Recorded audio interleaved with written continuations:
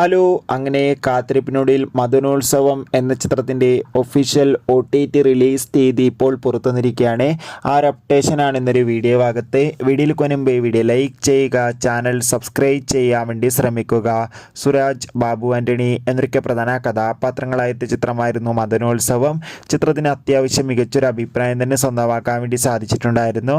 എല്ലാ സിനിമാ പ്രേമികളും ഒരേപോലെയായിരുന്നു മദനോത്സവം എന്ന ചിത്രത്തിൻ്റെ OTT റിലീസിനായി കാത്തിരുന്നത്.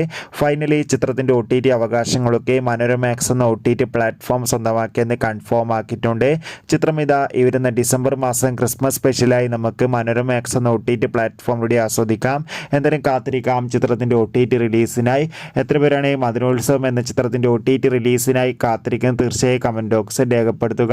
ഡിസംബർ മാസം അങ്ങോട്ട് ധാരാളം ചിത്രങ്ങൾ OTT റിലീസ് ചെയ്യുന്നുണ്ട്. ചാനൽ ഭാഗം പരിശോധിച്ചാൽ നിങ്ങൾക്ക് ആ വീഡിയോയ്ക്ക് കാണാൻ വേണ്ടി സാധിക്കും. അതൊക്കെ ഒന്ന് കാണുക. അടുത്തൊരു വീഡിയോയിൽ കാണുമ്പോൾ